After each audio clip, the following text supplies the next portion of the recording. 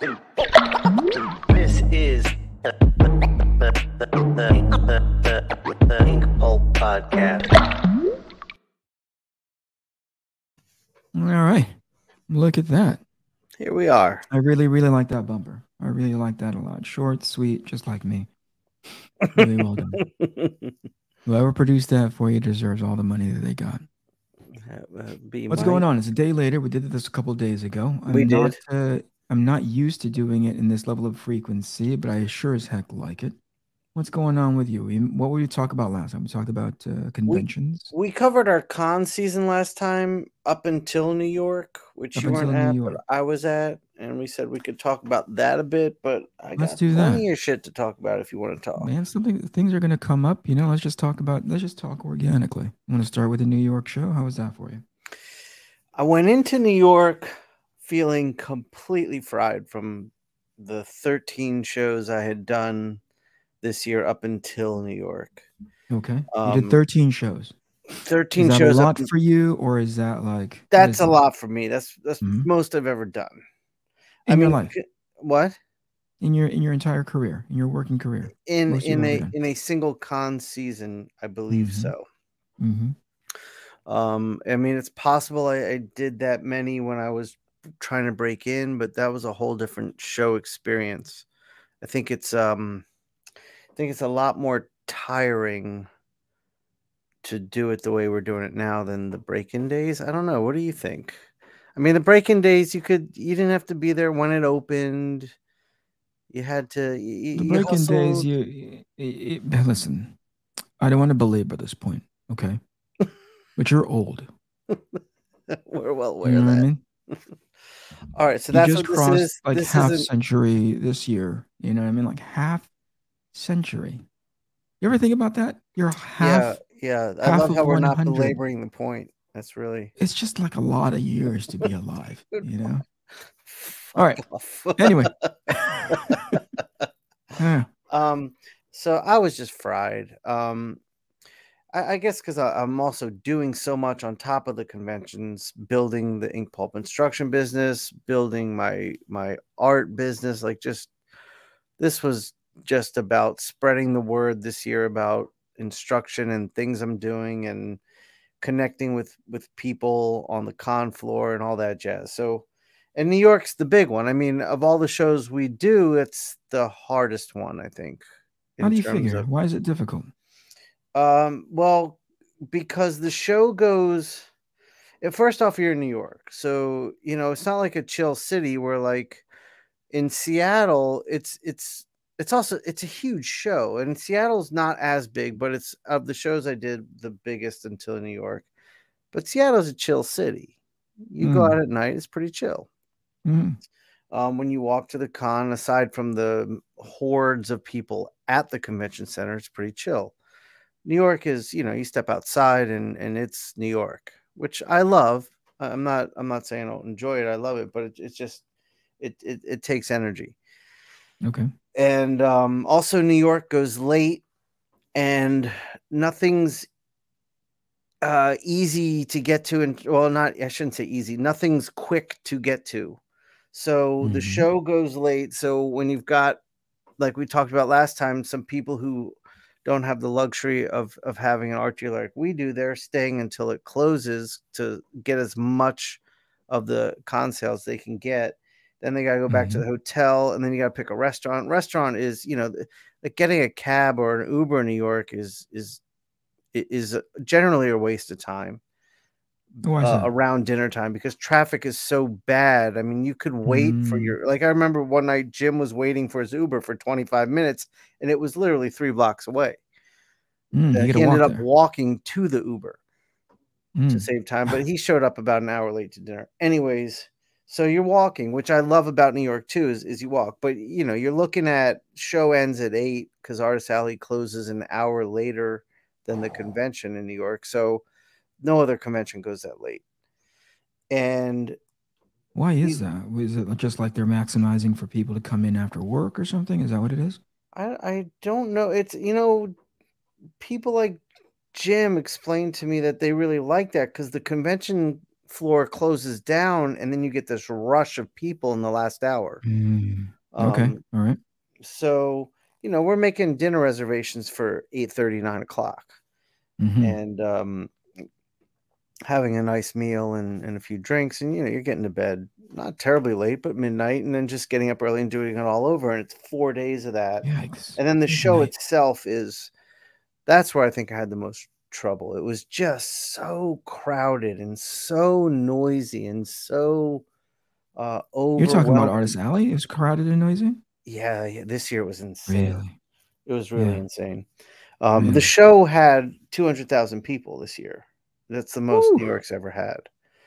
So it was just a mad busy show. So I was just going into this just like, how am I going to make it through this? And I opened up my email from Jason. Like, typically, if I look at my commission list before a show starts, I'll have one or two. And then I'll get to the show and I'll get a handful more, and it's a comfortable amount for me. I opened up my commission list before the show started, and it was half full already. Half full in terms of as the show was starting, it was half full. Before I even left for New York. So I was like, jeez, oh, fuck. And I had a pre-show commission I was casually working on, and to myself, I was like, oh, I can finish this there if I need to. But then I was like, after seeing that, no, I got to finish it now. So I was tired. The show was great, and Mateo and I closed our commission list after 20 minutes of the show opening on the first day. So we got hit hard. So it was good. It was like, all right, we're gonna have a good show, but it was also, we gotta hustle, lock it down and work. But New York, I don't know if it was because it was like the first big one since COVID. They had one last year, but it wasn't as big. They only opened part of the convention center, and they capped the amount of ticket sales and all that. So a lot of people wanted to talk, which is great. That's why I want to be there, is to talk to people and explain this and that about instruction and what I'm doing, and just connect with people who like my work and all that jazz. So it was just hard because we kept, I don't want to say getting interrupted, but you get into the zone of working on a commission, and people are coming up and talking to you, and you want to talk to them. You don't want to be rude, and you also want to talk to them. So it was just a lot of stimulation, I guess is the only way to put it. So, but once I got there, all my worry and everything was gone. It was the night before. I think once I was like around like Mateo and the crew, it was like, oh, this is going to be a good time. So it was great, and it was tiring, but I was fine. I had a really great show, and that I went into that show saying, like, you and I had been talking, you're not going to be doing conventions. And I was like, I think I need to back off of conventions and just lock down at home and focus on building the content that I need to for INKPULP instruction, and filling my time with artwork to do at home and stuff to do to make money instead of conventions. Because conventions I had turned into this year my income. So that was my thinking when I went to New York. And then New York kind of showed me something which I hadn't considered. The show opened, and it was within 5 minutes of opening, this guy came over to me and was super excited about the work I was doing. Like, he had come to the show to find me. Nice. He is he's one of the heads of this video game company that's doing a mobile game. I guess they have the Marvel license. It's a mobile card game. And he was like, hey, I want to talk to you about doing some work for us. And I was like, oh, yeah, it's con talk. I'm like, yeah, sure. Here's my stuff. And then they walk away. You're like, that's never going to be much of anything. And I was also like, I didn't know how legit it was. I don't even think he said it was Marvel stuff, but he said work like you do. But then after I got home, I got an email from him, and he had CC'd the art director. And they're like, yeah, we came to New York. We wanted to talk to you because we're doing this game, and we want painted content of all of the entire Marvel universe, essentially. And your style is exactly what we want the game to look like. Yeah, what a mistake. I'm sorry, that wasn't supposed to be. Yeah, it was a terrible mistake. So they were like, however many you want to take on, we'll give you. And Mm-hmm. here's what we're paying. And it was like the amount they offered was 3 times my Marvel page rate, Yep. Mm-hmm. That two and a sounds about half right. times my cover rate. That's And about it was right. essentially like I wouldn't have to deal with any of the Marvel BS either. It was Mm-hmm. essentially what I've been doing for commissions. Like Yeah. they were like just a cool shot of the character with a simple background. I was like, Right. oh, all right, this sounds fun. I was like, I don't have to take on a ton, but if I take on 2 a month, I have time to do what I need to do. And this is fun. And it also allows me to build my original art portfolio, which had been depleted this year, Mm. for next year. So I was like, I had forgotten you can go to cons and shit can just kind of happen that helps you. It helped me see what my next year was. I had some holes in what I was going to be doing next year. I mean, I knew, like I said, I wanted to focus on building content for instruction. I knew I was going to go to Lake Como and do this like Italy 10-day tour that Jason's putting together where we'll go around signing books. Mm-hmm. And I don't have anything new to really sign. So I was that what I had figured out was, well, that's when I can do my Marvel book, my Art of Yeah. Marvel book with Jason's license. Oh, okay, great. But then this came along. I was like, oh, now I'll have paintings I can sell at Como. So that's good. Yeah. But it mainly gave me like, oh, every month I'll have income coming in as long as I want it and as much as I want it for Yeah. next year. So How does that feel? Is good. that's a change for you, isn't it? Yeah.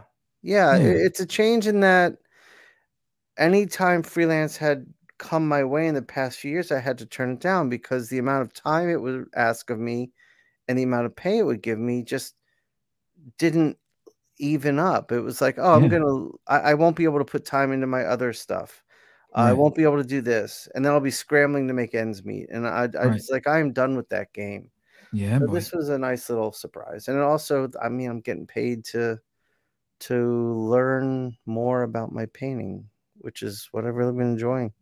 Yeah, I So gotta be that was honest with good. you. So that made I've me made a think about mistake. cons. So next year, I think I signed up for 5. You signed up for 5.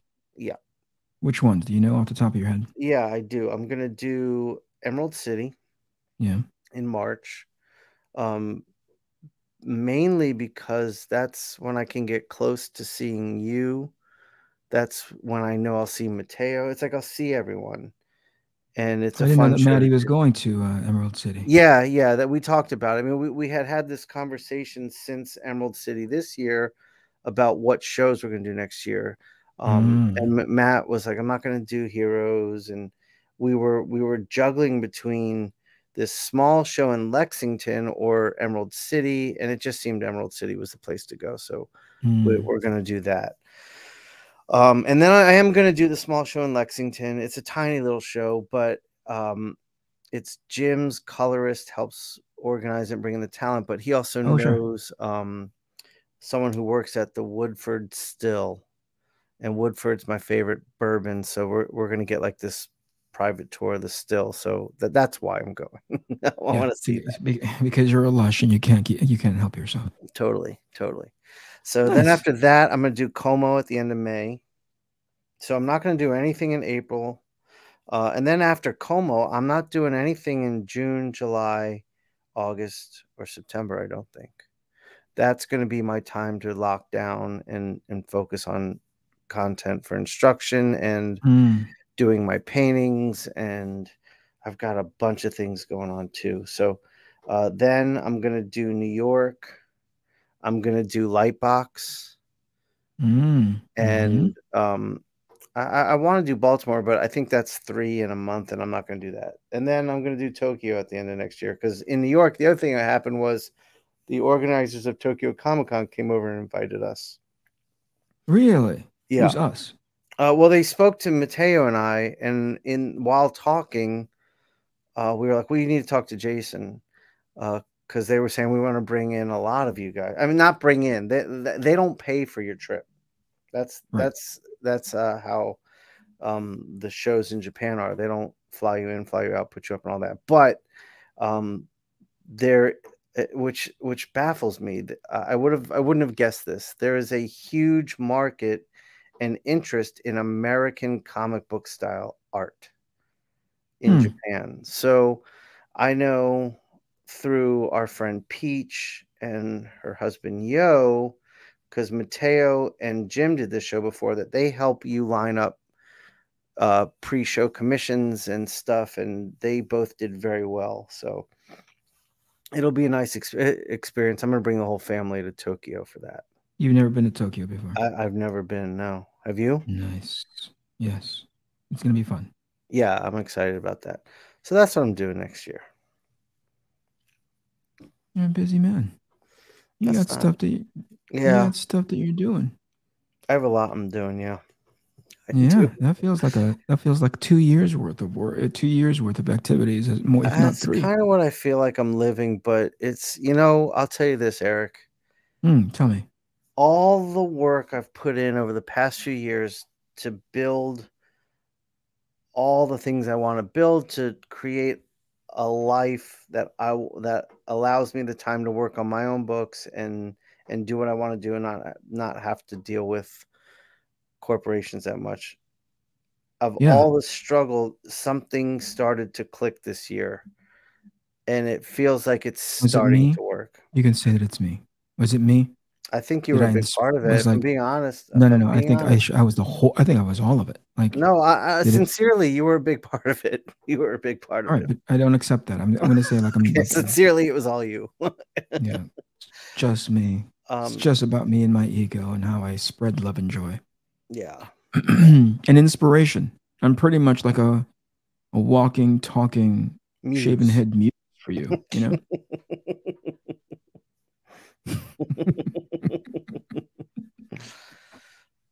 But yeah. All right. So now that we're back on the horse, that is this podcast. Yes. Another is this a podcast? Is that what we're doing? I don't know what we're doing. That's what we're doing. I just show up when you tell me to. Eric, are you available on X, Y, and Z dates? And I just kind of show up and give you grief. Yeah. But apparently, and we heard it a bunch of times during our trips, people would come up to the table and say, "Hey, we really like that show." Yeah, definitely. Every show we really like your guys' back and forth. We really like the fact that you guys have a camaraderie and you guys kind of bust each other's chops once in a while. People seem to like it. What makes it easy is because, quite selfishly, it's an opportunity for me to catch up with you. But, I think that the genuineness that is our friendship, well, the put on show that is our friendship comes off as genuine. We do a really, really good job after the show. Yeah. I expect payment. But yeah, you're right. Every show, that's one thing I have really noticed is my podcast listeners have always been very involved and loyal to it. And this year at the conventions, they loved what you and I were doing, and I heard it at every show in New York too. Well, it's whatever it is that we're doing, it's working. So we're going to try not to mess up that formula. We'd had conversations about bringing people on from time to time. We did it once with Panosian. Yeah. And it left such an awful that was a really dumb move on our part, Eric. Just like this metallic taste that felt like I was about to have a fucking heart attack. Like as I was sitting there going like, oh, I think I'm having a stroke. Nope, it's just Panosian. Like I felt like it was a really bad time. We did it the one time and it put me off so much from doing it ever again. I thought I think we needed that. I thought that that was a good idea. Who would be a good palate cleanser now? To start That's a great question. Have you heard anything? Actually, we can leave it up to, if you guys have any idea, if you guys have any suggestions of like who we could bring on, go into the comments section. Please do. And talk to, allow us the opportunity to reach out to them. Hopefully before end of 2023, we can bring them on because it'd be great to talk to people. So yeah, what do you think? Before the end of 2023? What? You mean the end of 2023? Before the end of 2023. For next year?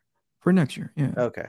Because this year is like winding down. We're going to have holidays, Thanksgiving, Christmas, the whole bit. It might be a little bit difficult to not line our schedules up, but, call somebody up and be like, hey, come and hang out with us for a couple hours or whatever it is. Definitely. So if we give them enough head time, and this is the awful thing, the awful nature about artists, and you were doing these, when you were doing your interviews for INKPULP, just trying to line up artists to interviews, like trying to like fucking getting, it's like trying to get chickens with their heads cut off, like to go in a specific way. So it's hard enough for you and me. I can't imagine bringing in a third.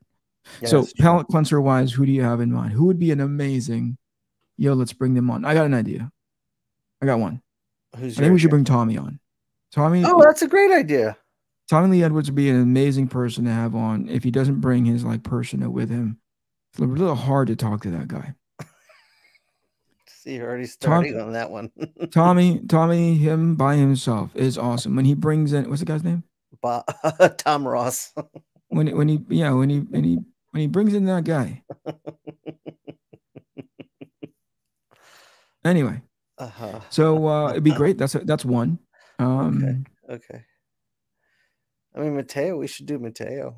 We should bring Mateo. But what is it now? We're recording this my time, 1:30 p.m. Pacific. You would have 2 hours to be morning your time. It would have to be like 9 a.m. your time, 1 p.m. my time, and that would be like 7 p.m. Mateo. That'd be awesome. I'd love to be able to catch up with Maddie again. Now, here's the thing. I think Maddie is best when he's been sort of like in country for a while, as in like hanging out with people who speak Italian. Because after he's out of country and he goes like back into Italy and hangs out there for a substantial amount of time, that guy's English just gets so broken.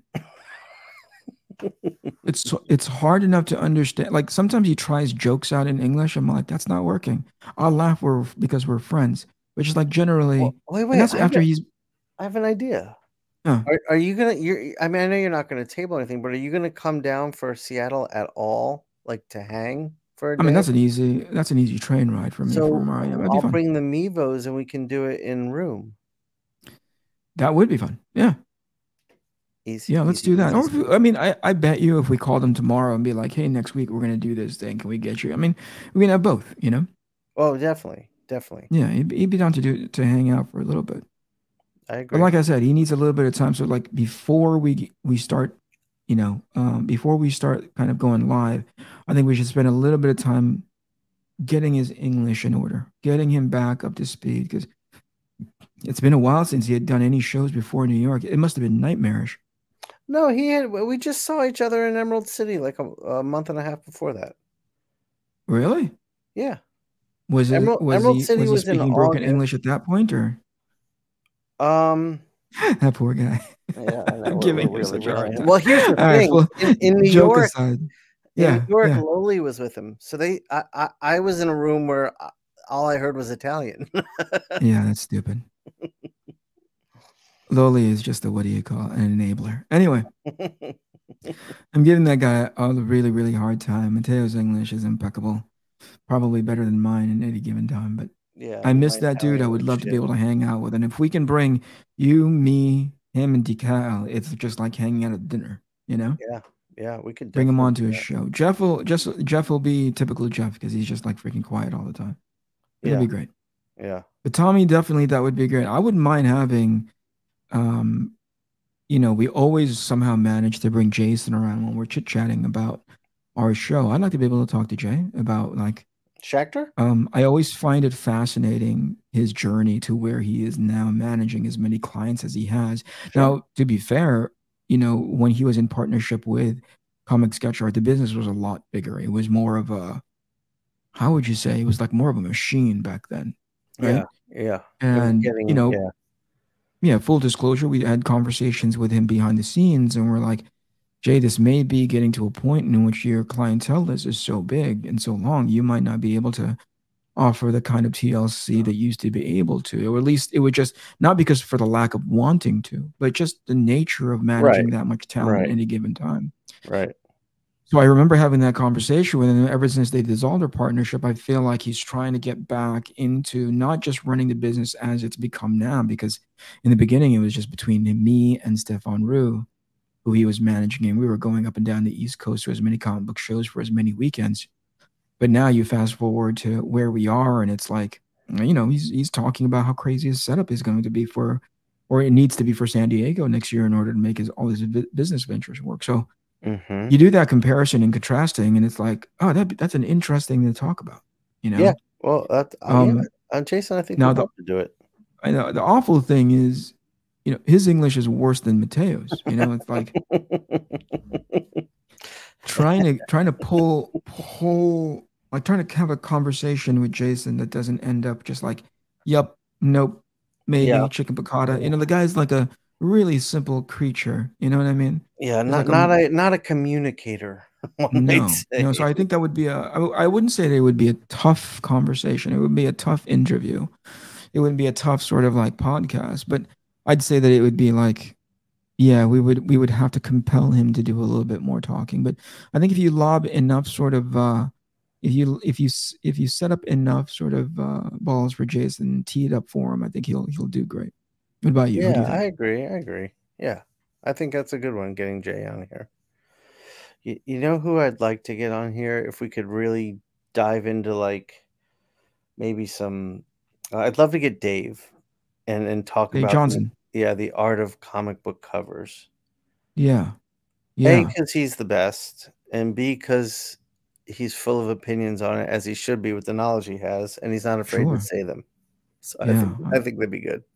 He's a longtime mentor of mine. The fact that we might be able to have him speak his mind, I hope that he's able to. I think sometimes in this day and age, when everybody is just like overly cautious about how they're going to be perceived in the social media context, sometimes people have a tendency to like self-edit to the point where the thing that you and I are hyping him up about, I mean, not Dave, but just like generally, right? Mm-hmm. They're like, oh, when we're talking in private, when we're talking in a room and everybody's kind of liquored up, it feels really good because everything's just kind of flowing. And then you put them in front of camera.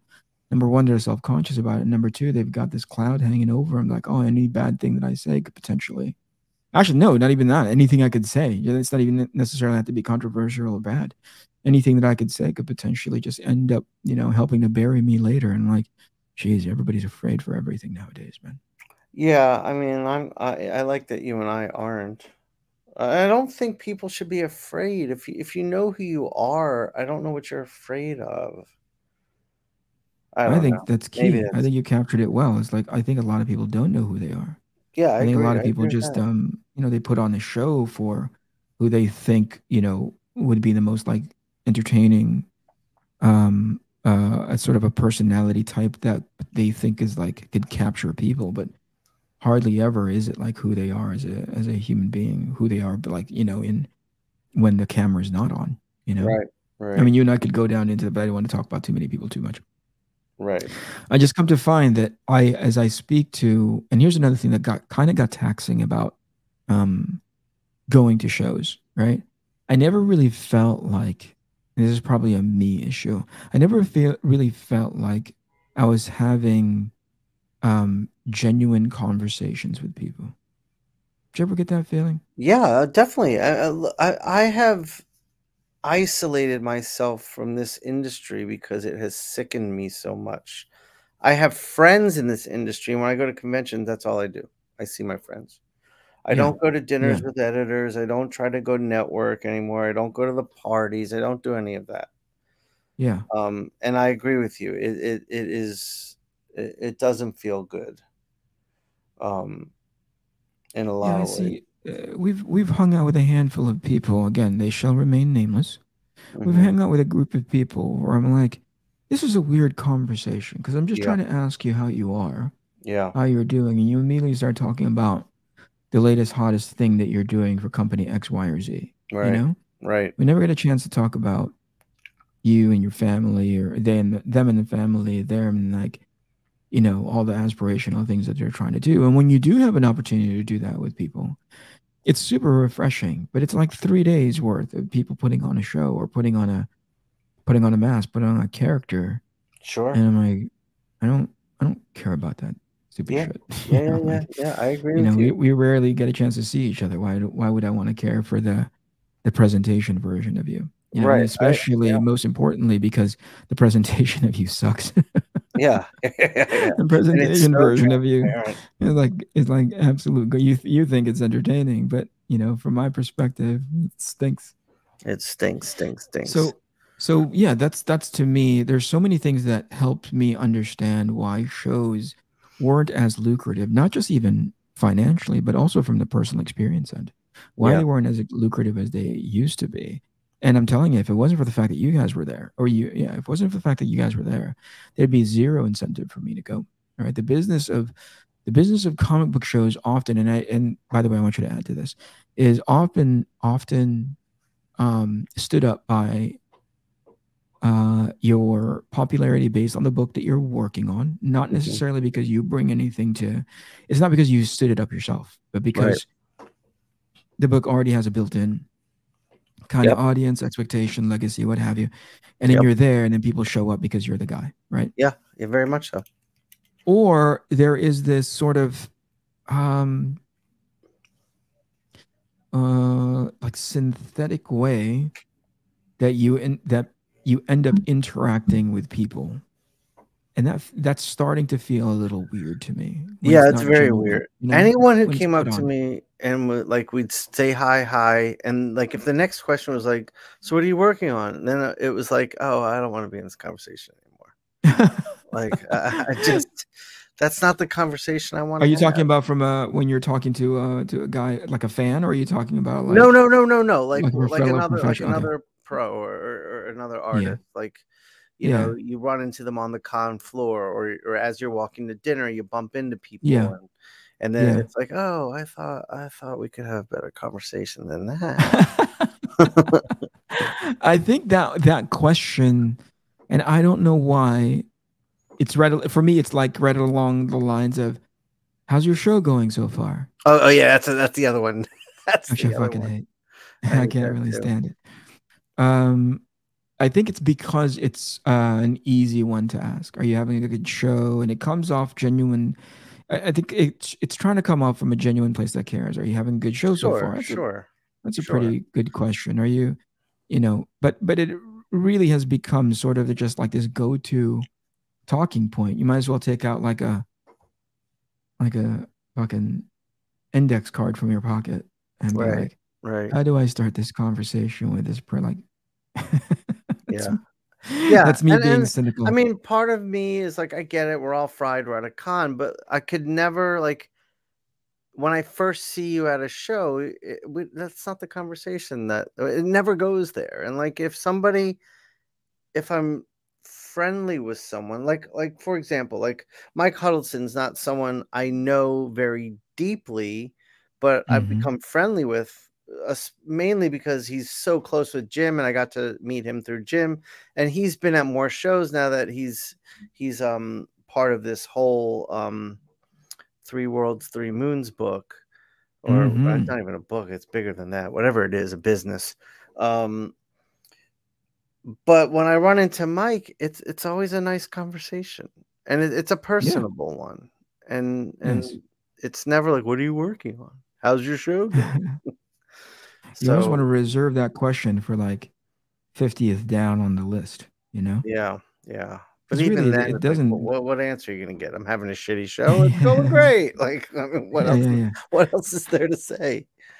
No, but also like I don't know. As a general rule of thumb, because I don't care about what book they're working on, not because I don't think they're doing amazing work, not because I don't believe in them as illustrators, artists, and creatives, because I genuinely don't care what work you're working on. My ideal conversation with somebody would be like, hey, let's talk about that thing that you're, not necessarily the book that you're working on, but like whenever I talk to Jason, Shawn, Alexander, I love talking shop with that guy. I love talking craft. He was the other one I was going to cite too. Because he's so easy to be, it doesn't take much sort of like enticing from him to start talking about craft, to start talking about like him painting and working on this book, but he always contextualizes it with like, oh, and now I'm doing this on that book. I'm taking this approach, this style, this thing that's taken me forever. Oh, I'm working digital now, and it's taking longer, and so on. That's really nice to me. I think that's the same conversation that I have with Decal, which makes it that much more fascinating. Just another one, he loves talking process. He loves talking shop. To me is so much more engaging. I got a decal story for you that I think you'll really enjoy hearing. I don't know if Tell you've me. heard this yet. It happened in New York. So Okay. Jeff's an old friend of ours, but you met Jeff before any of us, and we've all watched him, like, his craft really grow Sure. into the beautiful thing it is now. It was great then, but he's really grown as an artist. And then we watched his career blossom as well. Mm-hmm. So Jeff is sitting at New York at his table sketching, and he hears Jeff, and he looks up, and it's Jim Lee, and he's standing in front of Jeff at Jeff's table, and Oh he wow. reaches out his hand. He's like, it's a pleasure to meet you. I'm such a fan. He said this to Jeff, Jeff. Oh, he must have and lost his fucking Jeff is brain. in his mind. He's losing his shit. You know, he's cool as a cucumber on the outside. Yeah, And yeah, then yeah. Jim's like, "Can we take a picture together?" And so Jeff has this picture of him and Jim Lee, You're and Jim Lee kidding. just fanning out on him. And I was like, what, like, if that's gonna happen to anyone, I'm glad it happened to him. Yeah, no, that's awesome. And I've told you that story before of like when Jim Lee is with people, Jim Lee is with people, you Yeah, and know? he was alone. He was totally alone.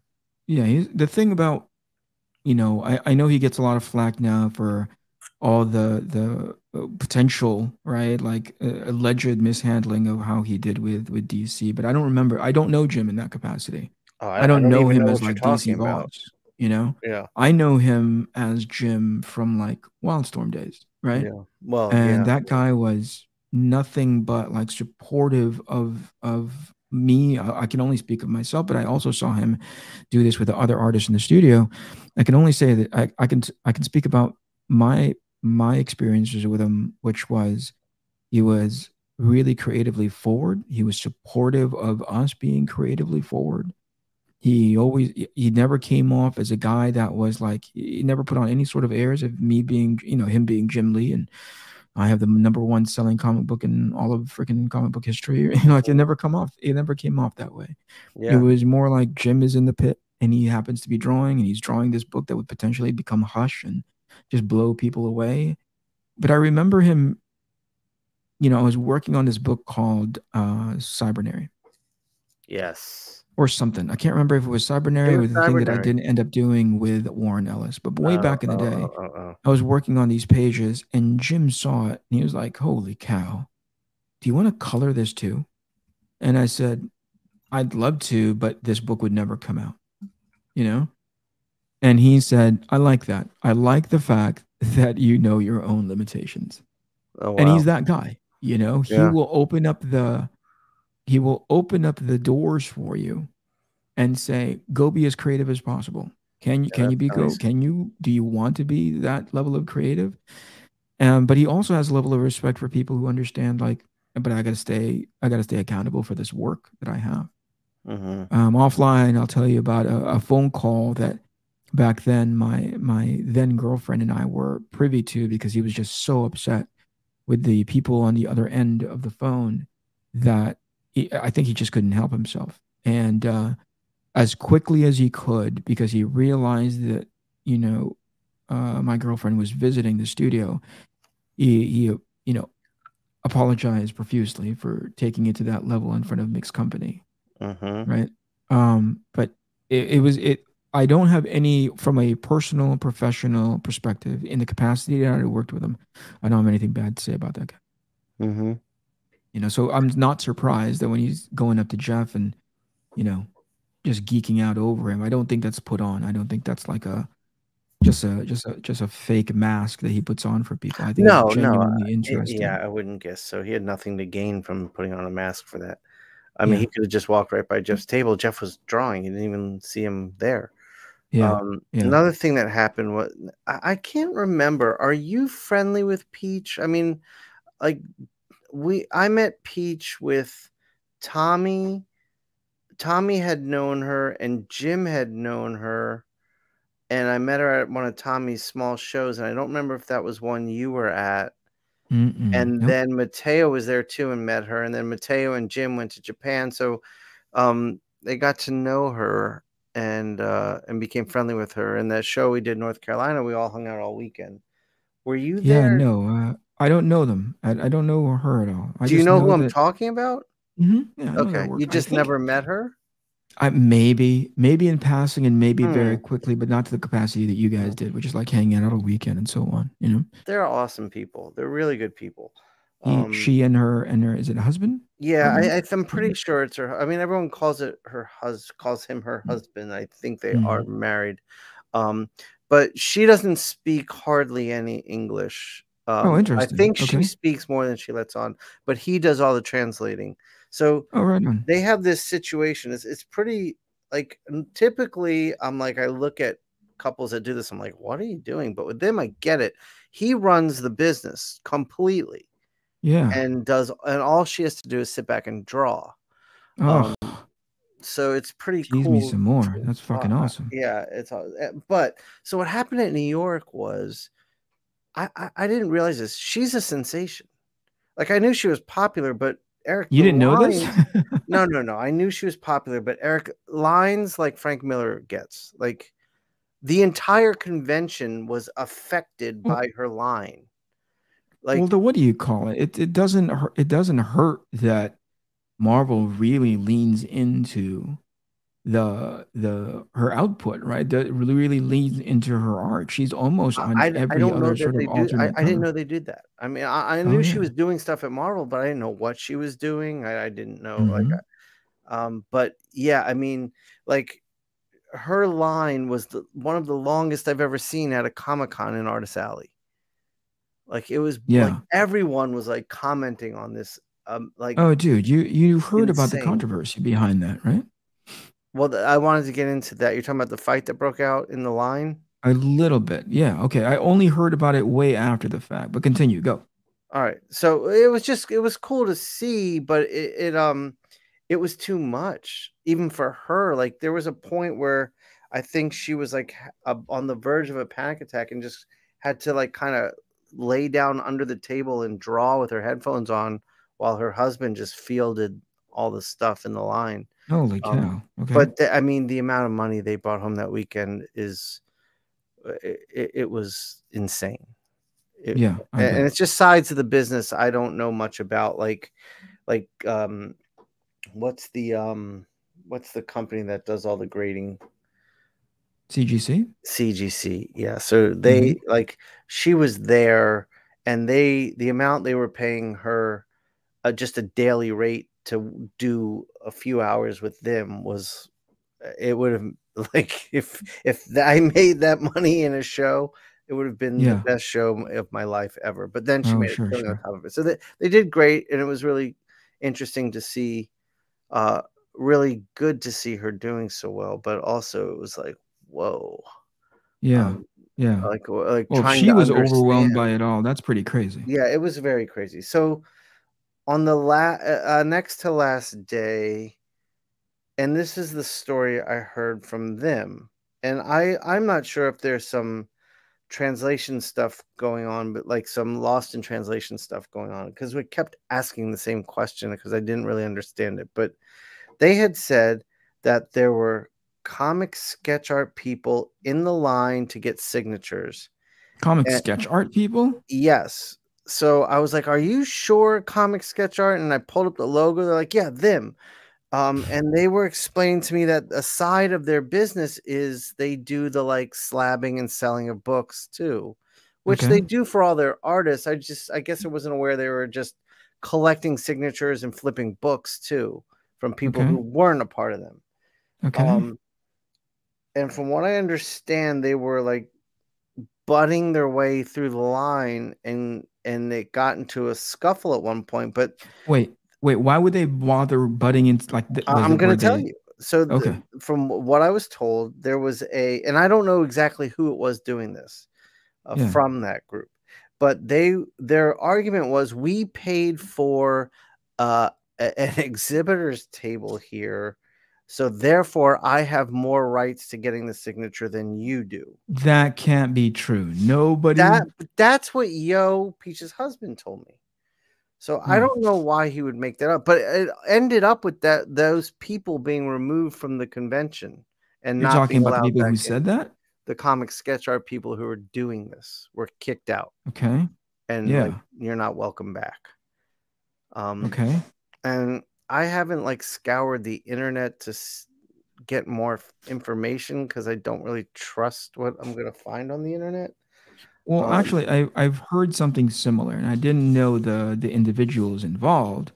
What I had listened to, via these YouTube channels, all of whom were, invested in this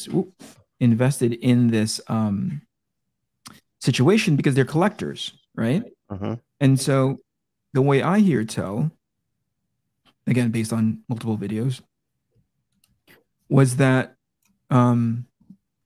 what was happening? Maybe it was something, a version of what you're talking about, but certainly people were going to stand in line, Mhm. getting her signature, then going back again and standing in line Mhm. again. Mhm.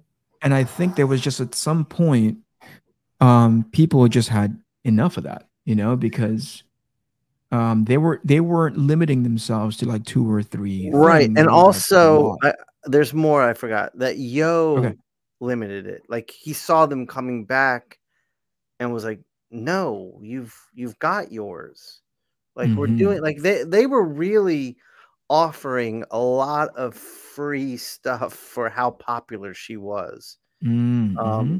And I think, like, they felt like they were starting to be taken advantage of or trying to be cashed in on their Sure. kindness, and he was Sure. like, No more." And that's also what got them kicked out. Was Yo got fed up and said something Oh, I to see. the organizers. What a kooky little, like, it's, oh my gosh, man. I really hope that it's not the people that you had mentioned, or just, I mean, I knew that something happened, but the idea that it would be these guys, I mean, like, that's a lot gross. It is very, but I mean, I think Comic Sketch Art's pretty gross in how they operate their business, and I'm Yeah. not afraid to say it. Yeah. I don't So know. I I don't don't know know if it anything was about him or them. not. It doesn't. I didn't know they did that. Like, their business was involved with that. But then again, I feel like Comic Sketch Art is like, any way I can make money, I'm going to make money. So maybe it is. Well, we spoke about the last time that we spoke about them was like the last time that you and I were recording in regards to like buying up rows and rows of, Mhm. these tables to represent their clients that are rarely even there, right? Yeah. Maybe out of the 20 people, 30 people that they have there, 50% of them show up. I'm like, okay, cool. But there's still the 50% of the time when nobody's going to those tables because the people that were supposed to be there, especially when it comes to fan engagement, when they're not there, nobody goes. Right. Right. And then the people who they do have scheduled, I don't know if they show up as on time as diligently as they should.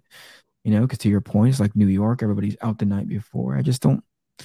I don't know. There's a hint of, and this is probably unsubstantiated, but sometimes I just get the feeling there's like this is not unique to them, but just like there's times when you have a group of people like that, a group of artists and writers and so on, the creatives are being represented under one banner. Sometimes they don't take the show seriously. Yeah. I'm guilty of it myself. In Are recent you? years, only have I started becoming more serious about like, wait a second, I'm not necessarily because I want to go work, not necessarily because this is my job, but because like, I'm here representing myself and people are kind enough to come to the show and come and Right. see me. Right. So why wouldn't I go there, right? Right. Sometimes when people either, days after, or maybe even like the day or weekend of, somebody goes, hey, I tried dropping by your table, you weren't there. I feel like Mhm. shit, like, oh, that sucks. That guy took the Sure. opportunity to come and find me, make time out of his day. It's a huge show. He Right. could have done anything else but do that, but instead he said, "Hey, I come look at you, look for you at your table." And the fact that I couldn't, not necessarily for whatever reason, I don't know why I wasn't there. We could have been out to lunch. We could have been, Right. Right.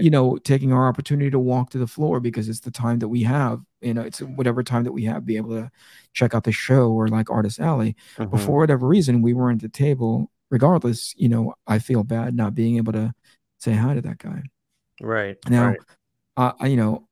I'm very aware that I'm not as popular as a lot of the artists that are, that I think they're supposed to be at these shows. That's worth having at these shows. Right. And so whenever I compound that, whenever I like look at that in the context of some of these artists, some of these writers, some of these creators who don't show up under these sort of like united banners, it makes me go like, that's shitty, man. Yeah, I It doesn't agree. feel good. People are coming to come and see you. People are like, and so you add more fuel to the fire by again, I really hope that it wasn't them, but them taking advantage of the idea that as exhibitors they get to cut in line. It gives them special privileges to be able to cut Mm-hmm. in line and take advantage of this kindness that Peach and her husband are. I think it was a, if I understood it correctly, it was just like a good thank you for their fans, but may have misheard that or misconstrued that. It's just the idea that these guys are doing what they can for her fan base, and these guys knowing full well that there is a legitimate business behind. I mean, do what you want with your time, but I really think that's shitty practice too. Yeah, I agree Yeah. wholeheartedly. All right. So no more shows for me. If I Mhm. do end up going to shows, I end up going to go hang out with you. I think there's going to be a time in which I'm just going to be doing this. I'm just going to be like online and talking with people and pointing them where my merchandise is, where my books Yeah, are. I wonder about that for me. I mean, there's some aspects of shows I don't think I want to give up, and the big one being seeing like you and Mateo and the Sure. friends. Because Sure. I mean, I realized this year, like, I don't have a social life at home, and Yeah. that's kind of by design. It's not, I'm a Right. social person, and I meet people all the time, and I have a couple people I might go grab a bite or a drink with here and there. But for the most part, when I'm home, my life is gym, studio, home, like, and that's it. My social life is going out to dinner with the fam, like, Sure. or Sure. going on a date with my wife, like stuff like that. But I'm a social creature, and my friends are very important to me, and so getting that time to connect with them away from home makes it even better. But that's something I don't think I could live without. But you and I have talked about um, other means of doing that, just creating these retreats or stuff where we can all get together without even a show to worry about, which Oh, sounds for sure. great. Yeah, So for I sure. like that. Yeah, Um, me too. but I just wonder if like my everything in my business is so much me that getting to meet and connect with people personally I enjoy. And really, I mean, the people who are invested in like my business and what I'm doing artistically and Yeah. what I'm doing Yeah. educationally are Yeah. really invested in it. And I Mm-hmm. love that. Like there's a deeper connection, a deeper loyalty than I see that most people don't have. So I feel very lucky to have that. Like I Yeah. met a fan in New York, and the thing is, when I meet these fans, I usually know who they are because we're DMing on Instagram for years before I even meet them. Yeah. So I Yeah. met a guy who I've actually really enjoyed getting to know through DMs over the past couple years, and it was just nice to really connect with him and meet him in person, and gave him a few free things, and I feel like that it might hurt my business to not have that Sure. that thing, but Sure. I'm There's got to going be a to be backing strategy. You off. got to have a strategy when it comes to your business, right? If it's an Right. awareness campaign, how long do you maintain it for? How long do you keep going out there and just shaking as many hands as possible? Yeah. I guess in a way, whatever your finances will allow for, probably be an appropriate Right. answer. And so I would like to do Um, shows in a different capacity, though. I don't want to okay. be head down drawing all the time. And I, Yeah. for the most part, I didn't do that this year. But there were just a couple shows where I was like, okay, I'm not going to make a penny unless I do that. And New York was Mm-hmm. one, in Emerald City. Like Mateo and I were both kind of taking note. Like New York and Emerald City, we were slammed with commissions. We didn't Mm, sell that much original art. We sold some, but not a ton.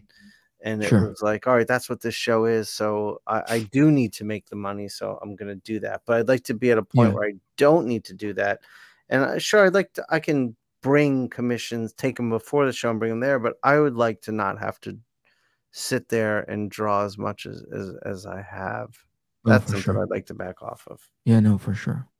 We sometimes talk about and in awe of like Micah's shows sometimes where she walks in and the place is freaking packed. You know, her Yeah. line is freaking packed, and I don't think she draws as much as you guys do at any given. She draws, right, but not to the capacity where you guys are taking on a full list of commissions. Right. She makes a lot of her business doing prints and doing sort of like remarks or whatever, and that's pretty freaking cool if you can get away with it. Yeah, I mean, she makes more signing books than Mateo and I made drawing commissions.